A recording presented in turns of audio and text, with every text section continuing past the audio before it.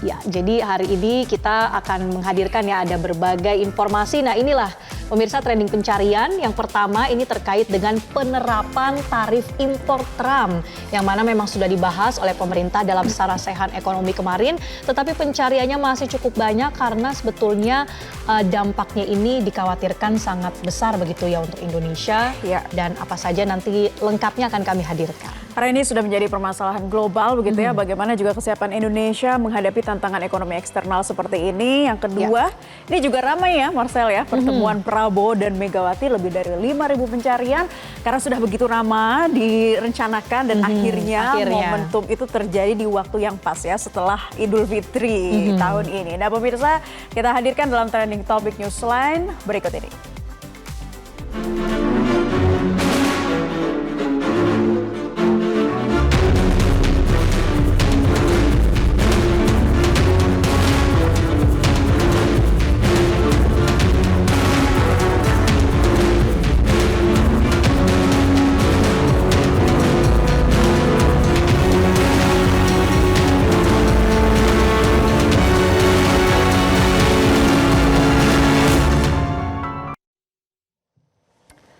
Kita akan sama-sama bahas mengenai tarif resiprokal dari Amerika Serikat terhadap berbagai negara akan mulai berlaku pada hari ini ya, Rabu 9 April 2025. Dan ini pun tidak terkecuali produk dari Indonesia.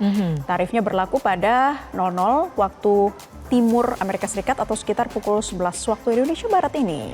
Iya, dan pemirsa ini pencariannya masih cukup banyak, tapi sebetulnya apa yang dimaksud dengan tarif resiprokal?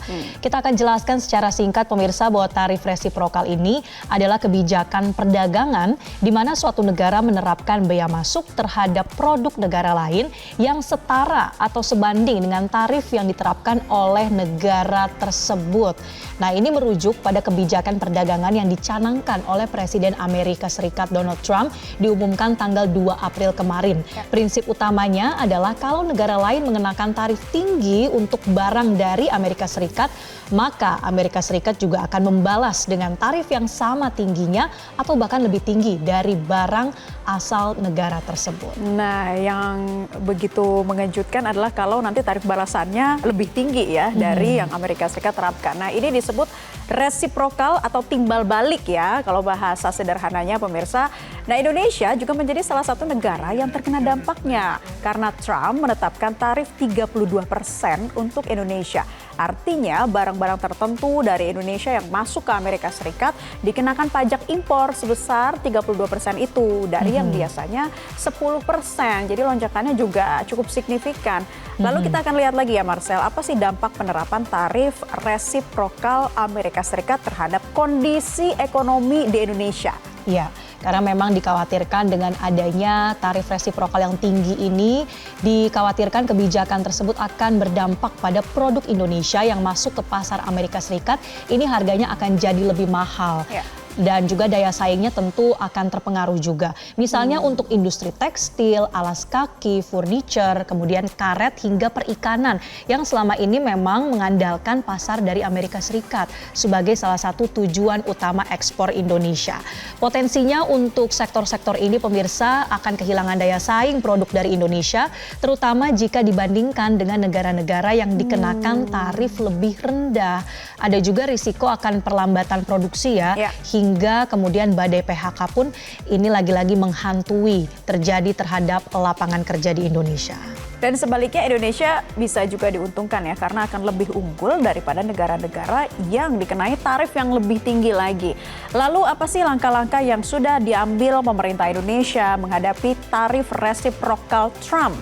Nah, hal itu dibahas kemarin ya dalam acara Sarasehan Ekonomi di Menara Mandiri Jakarta, bahwa simposium antara pemerintah dan para pegiat ekonomi membahas langkah-langkah Indonesia menghadapi tarif resiprokal 32% dari Amerika Serikat ini. Pemerintahan Presiden Prabowo mengambil jalur negosiasi ketimbang membalas tarif yang diterapkan pemerintahan Presiden Amerika Serikat Donald Trump terhadap Indonesia, karena dikatakan bahwa hubungan antara Indonesia dan Amerika Serikat sejauh ini adalah hubungan hubungannya baik, jadi menempuh tahap negosiasi dulu lah. Tapi kita belum tahu nih kapan katanya akan dikejar sesegera mungkin, karena negara-negara lain sudah lebih dulu nih mengatur jadwal dengan Donald Trump untuk proses negosiasi selanjutnya, pemirsa. Iya, akan ada special envoy begitu ya, atau utusan khusus nih dari presiden yang akan berdialog langsung dengan pihak Amerika Serikat. Nah, pemirsa, meskipun demikian, Presiden Prabowo Subianto tidak menampik kalau kebijakan tarif Trump ini sebetulnya membuat banyak negara cemas, tidak terkecuali Indonesia. Kecemasannya tadi ya mungkin pada badai PHK dan sebagainya. Nah, Presiden Prabowo pun kembali menyuarakan konsep ekonomi yang mandiri, berdikari, bahwa Indonesia ini mampu untuk tidak begitu terpengaruh ya terhadap kebijakan ekonomi global. Nah, selengkapnya kita simak bersama pernyataan dari Presiden Prabowo Subianto dalam Sarasehan Ekonomi berikut ini. Saudara-saudara, apa yang terjadi sekarang, goncangan dunia akibat negara yang ekonominya terkuat, membuat kebijakan-kebijakan, memberi peningkatan tarif yang begitu tinggi kepada banyak negara. Ini bisa dikatakan menimbulkan ketidakpastian dunia. Banyak negara yang cemas, ya. Padahal sebenarnya pendiri-pendiri bangsa kita dari sejak dulu, dan termasuk saya bertahun-tahun saya sudah ingatkan, mari kita bangun ekonomi kita dengan sasaran berdiri di atas kaki kita sendiri. Saudara, jadi Indonesia harus memiliki langkah penanganan yang cepat ya kalau mau segera bernegosiasi dengan Amerika Serikat. Nah, Presiden Prabowo kemudian mengutus 3 Menteri Kabinet Merah Putih untuk bertolak ke Amerika Serikat guna bernegosiasi dengan pemerintah Amerika terkait tarif ini. Mereka adalah Menko Perekonomian Erlangga Hartarto, ada Menteri Luar Negeri Sugiono, dan Menteri Keuangan Sri Mulyani Indrawati. Ya, ketiga menteri ini pemirsa terbang ke Amerika Serikat pada pekan depan, namun tanggal pastinya memang belum diinformasikan ya, di mana delegasi Indonesia ini akan menemui semua pihak yang perlu dilakukan negosiasi terkait dengan kebijakan tarif Donald Trump, terutama bersama dengan United States Trade Representative atau USTR. Disebutkan bahwa pemerintah Indonesia akan melakukan negosiasi dengan menawarkan relaksasi kebijakan non-tarif. Ya, selain itu pemerintah juga akan mempertimbangkan revisi penerapan pajak pertambahan nilai dan juga pajak penghasilan atas produk Amerika Serikat. Pemerintah disebut akan mengajukan proposal deregulasi non-tarif measures, termasuk juga relaksasi tingkat komponen dalam negeri di sektor teknologi informasi dan komunikasi. Dan kita simak apa yang disampaikan oleh Menteri Keuangan Sri Mulyani yang menyebut perhitungan tarif resiprokal Trump ke sejumlah negara ini sulit dipahami katanya ya. Karena kebijakan ini juga menjadikan resiko ketidakpastian yang luar biasa di tingkat global selama Februari hingga April ini. Ya, di sisi lain Sri Mulyani Menteri Keuangan juga menggarisbawahi ya bahwa Indonesia sebetulnya punya banyak alternatif untuk bisa mendiversifikasi tujuan dari ekspor. Jadi meskipun memang ada ancaman tapi ada juga peluang ya yang bisa dilihat dari kebijakan tarif ini. Selengkapnya kita simak bersama pernyataan Sri Mulyani. Dengan adanya kenaikan tarif di Amerika Serikat memunculkan sebuah pemikiran atau hal yang akan menjadi reaksinya, yaitu terjadinya diversion dari perdagangan. Trade diversion ini yang sekarang sedang dibahas di dunia.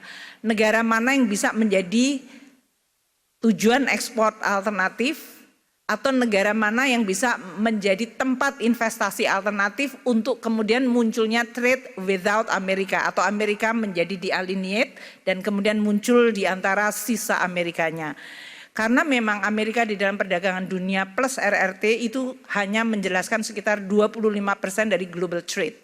Jadi 75% sebetulnya bisa berdagang di luar dua negara besar itu. Namun pengaruh dari spillover dua negara tidak bisa juga dianggap enteng. Peluang Indonesia untuk take over karena beberapa negara, Vietnam, Bangladesh, Thailand, China yang rate dari resiprokalnya dari Amerika itu lebih tinggi, yaitu 34, 36, 37, bahkan 46.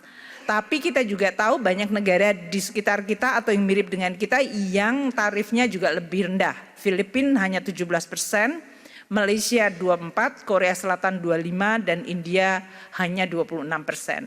Jadi di dalam tabel ini kita bisa menggambarkan komoditas apa yang potensi kita akan bisa menjadi pemasok baru, atau kita akan dikalahkan oleh yang tadi tarifnya lebih rendah. Ini yang menggambarkan betapa pentingnya situasi seperti ini, saresahan ekonomi. Bapak Presiden ingin kemudian bertemu dengan semua stakeholder, karena ini adalah perang bersama. Ini harus bersama-sama antara pemerintah, policy maker, para pelaku ekonomi, dan bagaimana kita meresponsnya.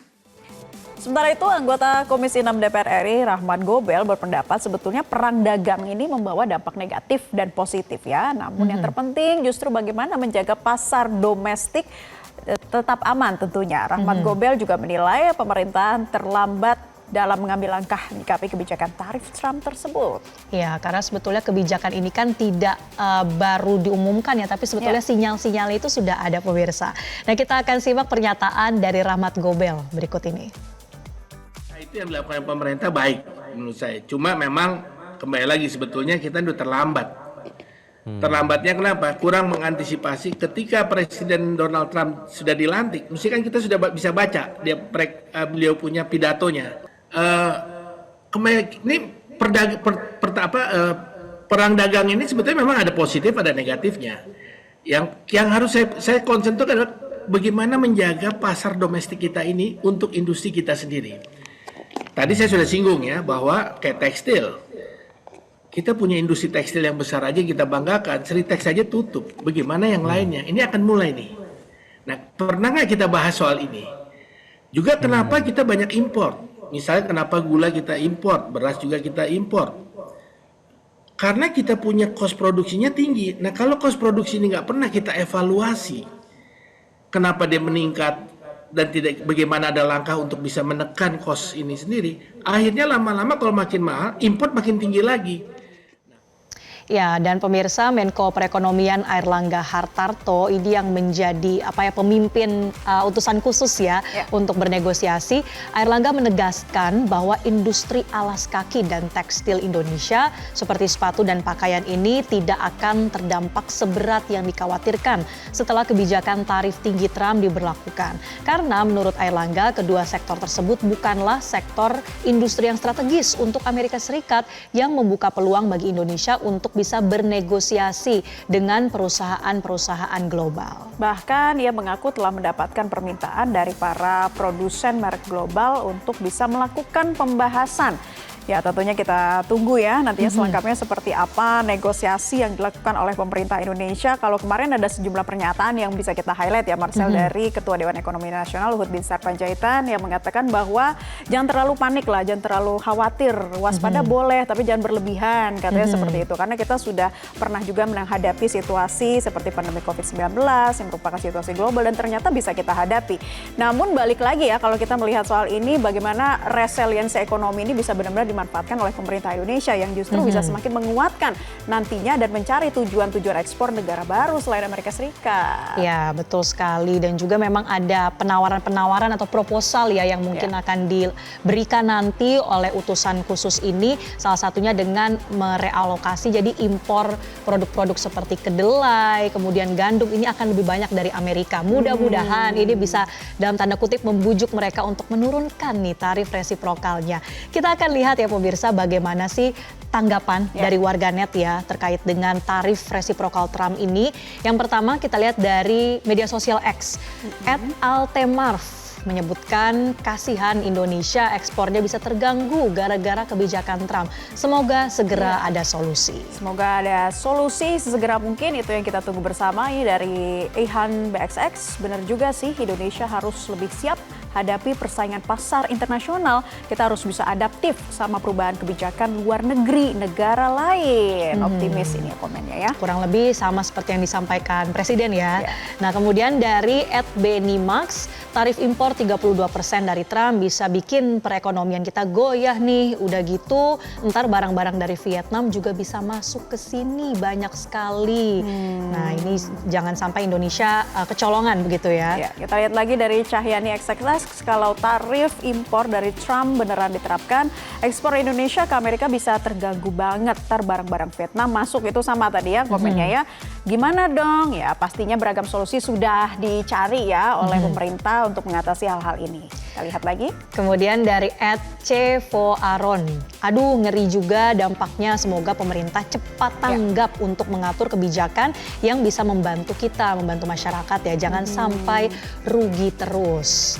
Jelajahi cara baru mendapatkan informasi. Download Metro TV Extend sekarang.